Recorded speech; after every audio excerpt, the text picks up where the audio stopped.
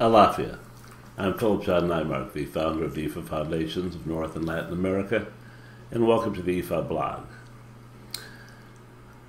The IFA blog gives me the opportunity to muse or examine or ruminate or explain some of the nuances in our own personal behavior and empowerment, the use of energy, the use of the areas or the segments of IFA that can most effectively enhance your life, empower your life, and direct you towards reaching the destiny that you selected. And today I'd like to take a brief moment to talk about the truth and the understanding and the reality of divination. Divination is, without a question, without a shadow of a doubt, the linchpin, the foundational strength of the IFA philosophy. This ability to look forward, to see the potential for events, to identify those energies which will tend to make us achieve the most success in a given area at a given time, and to, equally important, identify those energies which are most likely to dissuade or detour or prevent us from reaching our path or getting the most out of the energies that the divination brings to us. And the critical thing here, and it has been something that I've been railing about for some time, is how people look at the concept of good fortune, bad fortune, ire, ibi, ire, osorbo, on balance, off balance, etc. People tend to look at this as the critical delineator of what their condition and their situation and their moral turpitude and their intellectual capacities are at any given point in time during when this divination is appropriate. The truth of the matter is that this is a hangover from that judgmental, frightening, all-punishing, out-to-get-you, born-in-sin kind of Christian concepts.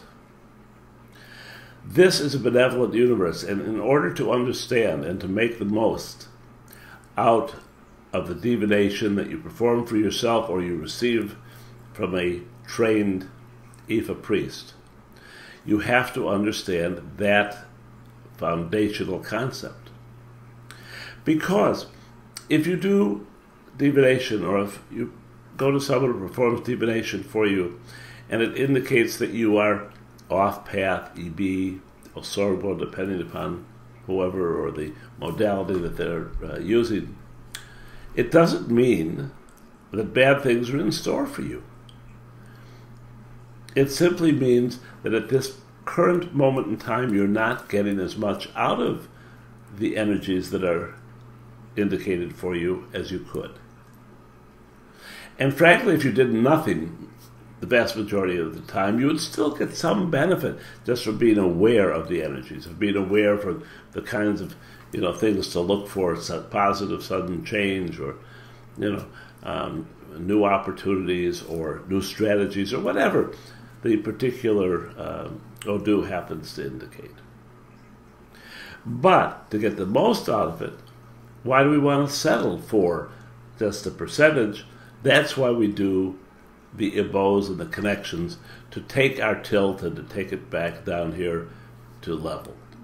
And in so doing, we take what might be a 20 or 30% improvement or potential improvement in our lives, and we make it 90 or 95%. It's doubtful we'll ever be perfect.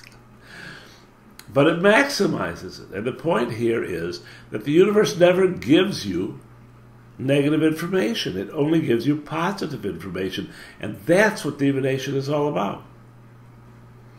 And the positive information will be valuable to you in direct relationship to how much you think about it, how much you conform with it, how much you are aware of it, and indeed how much you stabilize your emotional and spiritual sides to be in balance.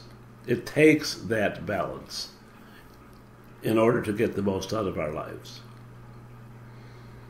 So, when you go for divination, concentrate on the message. Concentrate on the primary Odu. Concentrate on the energies that it's telling you about. Don't concentrate on stories from 100 or 1,500 years ago. They have nothing to do with today.